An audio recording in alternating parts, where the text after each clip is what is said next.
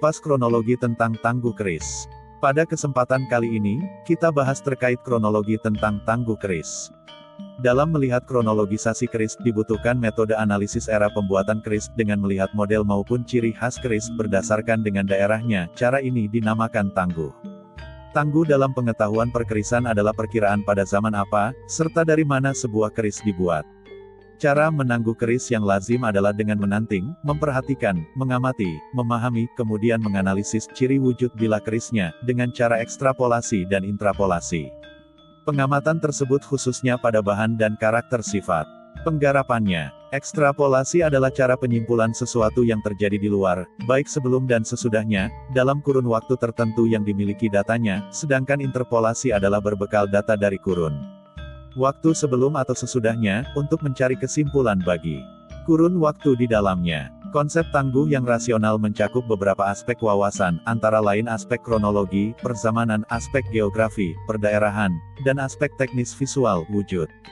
Berdasarkan tangguhnya dapat dibedakan periodisasi dari masing-masing keris yang dibuat. Perkembangan zaman yang begitu pesat berpengaruh terhadap perkembangan keris. Sebagai karya agung bangsa, keris menjadi citra dan gambaran kebesaran bangsa Indonesia, sejak dulu hingga sekarang yang telah diakui oleh dunia.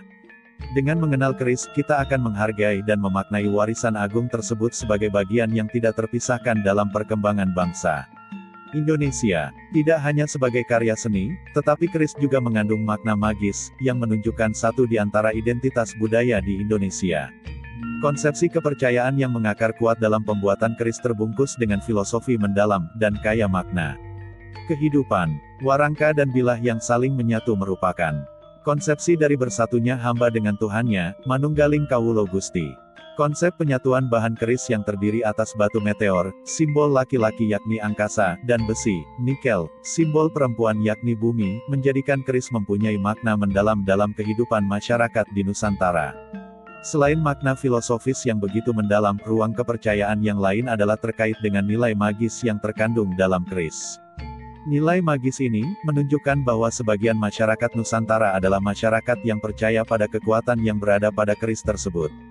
Berdasar hal ini, keris merupakan akulturasi agung yang terjadi antara agama dengan budaya, yang mampu bersanding dengan nilai estetika dan simbolis yang tinggi. Inilah kearifan lokal dan warisan bangsa yang seyogianya terus dijaga tidak hanya oleh generasi sekarang, namun juga generasi selanjutnya.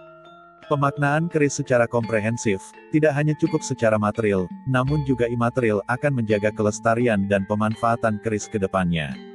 Dalam hal menangguh, setiap orang memiliki wawasan, pengetahuan, juga pengalaman yang berbeda, baik dari belajar dari buku ataupun dari pendahulunya, sebab bab penangguhan belum dibakukan secara mufakat, jadi belum ada patokan ketentuannya. Hal ini yang kadang menjadi perdebatan dan saling adu argumentasi, bahkan sampai menjadi ranah debat kusir.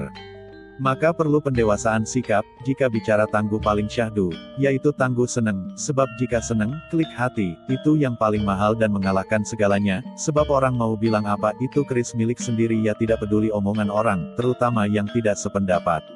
Hal ini ada baiknya juga ada buruknya, maka itu butuh pendewasaan sikap itu sendiri. Bersama Omah Keris Salatiga, kita sinau bareng nguri-uri budaya Tosan Aji yang dikupas dari berbagai sudut pandang agar kita lebih mengenal Tosan Aji serta lebih mencintai keris yang menjadi warisan budaya dunia. Salam budaya Tosan Aji dari Omah Keris Salatiga. Rahayu.